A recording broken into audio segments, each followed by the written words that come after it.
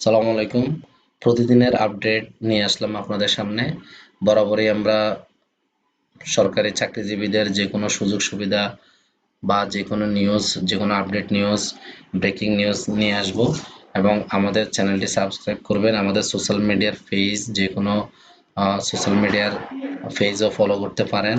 So চলুন আজকে আমরা শিক্ষামন্ত্রীর কাছে এমপিভুক্ত শিক্ষা জাতীয়করণের দাবিগুলো জানবো এবং শিক্ষকদের সুযোগ সুবিধা নিয়ে আলোচনা করব এবং তাদের বেতন বোনাসের বিষয়ে এখানে আলোচনা করা হবে।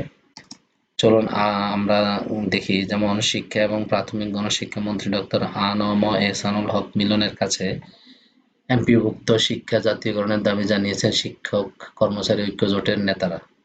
রোববার 22শে ফেব্রুয়ারি সচিবালয়ে শিক্ষামন্ত্রী ডক্টর মিলনের সঙ্গে সাক্ষাৎ করে সংগঠনটির নেতারা এই দাবি জানিয়েছেন। এই সময় শিক্ষা প্রতিমন্ত্রী ববি হাজ্জাজ ও উপস্থিত ছিলেন। সাক্ষাৎ শেষে সংবাদ সম্মেলনে সেলিম ভূঁইয়া জানান, নন এমপিও শিক্ষা প্রতিষ্ঠান আরও অধিকতর যাচাই-বাছাই করে সেগুলো এমপিওভুক্ত করার দাবি জানিয়েছেন তারা। এর পাশাপাশি এমপিওভুক্ত শিক্ষা প্রতিষ্ঠান জাতীয়করণের দাবি জানিয়েছেন। প্রতিষ্ঠান প্রধান নিয়োগ আগের মতো রাখার দাবি জানিয়ে নেতারা বলেন, শিক্ষা প্রতিষ্ঠানের ম্যানেজিং কমিটির সভাপতি পদে রাজনৈতিক নেতাদের বল রাখতে হবে। একজন এমপি যেন অন্তত 3টি প্রতিষ্ঠানের সভাপতি থাকতে পারেন। 1 থেকে 12তম নিবন্ধনকারীদের নিয়োগের ব্যবস্থা করার দাবিও জানান শিক্ষক নেতারা। বেসরকারি এমপিওভুক্ত শিক্ষকদের বেতন মাসের 10 তারিখের মধ্যে পরিশোধ নিশ্চিত করার বিষয়ে এই প্রশ্নের উত্তরে শিক্ষা প্রাথমিক গণশিক্ষা ডাক্তার আ.ন.ম এহসানুল হক মিলন বলেন, এ বিষয়ে সরকার ব্যবস্থা নেবে। অর্থাৎ খুব সম্ভবত ভালো একটা নিউজ আসতে পারে।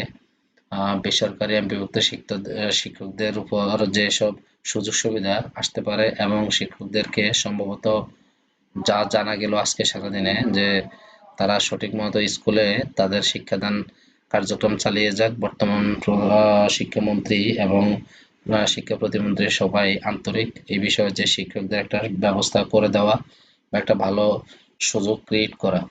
দুপুর 12:30টায় শিক্ষা মন্ত্রণালয়ের সভাকক্ষে আয়োজিত এক সংবাদ সম্মেলনে তিনি একথা বলেন। শিক্ষামন্ত্রী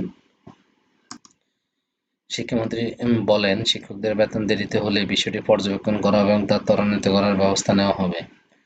তিনি বলেন, দেওয়ার ব্যবস্থা ছিল, কেন হলো না, কেন কোনো মাসে যদি বিশেষ কোনো কারণ থেকে থাকে সেটিও আমরা খতিয়ে দেখব। এর আগে সংবাদ সম্মেলনে শিক্ষকদের উদ্দেশ্যে শিক্ষামন্ত্রী বলেন, আপনারা শিক্ষকতা করবেন, ক্লাসরুম ছেড়ে আন্দোলন করবেন, এটা তো হতে পারে না। আপনাদের দাবি দেওয়া থাকতেই পারে, যেভাবে আসা সেভাবে আসবে, আমরা সেগুলো অ্যাড্রেস করব। আমি আশা করি তারা আমাদের মেসেজ পেয়ে গেছেন এবং পেয়ে যাবেন, সেভাবে তারা কাজ করবেন। তিনি বলেন, এখন পর্যন্ত আমার বিরুদ্ধে কোনো দুর্নীতির অভিযোগ আনতে পারেনি। সে সময় প্রথম আলো শামীমা বিনতে রহমান আমার বিরুদ্ধে একটা অভিযোগ এসেছিল। আমি তাৎক্ষণিকভাবে সকালে পত্রিকা পড়ে প্রেস কনফারেন্স করে ওই শামীমা বিনতে রহমানের সামনে বলেছিলাম, আপনি প্রমাণ করতে পারলে আমি পদত্যাগ করে ফেলব। সেই সাহসটি তার হয়নি, অতএব স্মরণ করিয়ে দিচ্ছি, এটি হচ্ছে শিক্ষা মন্ত্রণালয়। তো আমরা একটা ভালো একটা মেসেজ পেয়েছি এবং এমপিভুক্ত এবং বেসরকারি শিক্ষা প্রতিষ্ঠানের জন্য একটা ভালো নিউজ আসতে যাচ্ছে। আপনারা আমাদের সাথে থাকুন। যে কোনো ব্রেকিং নিউজ বা যে কোনো নিউজ আমরা আপনাদের সামনে নিয়ে আসবো এবং আপনাদেরকে তথ্য ভরপুর যে কোনো একটা ভিডিও দিয়ে থাকবো। আপনারা আমাদের পাশে থাকবেন। আসসালামু আলাইকুম, সবাই ভালো থাকবেন।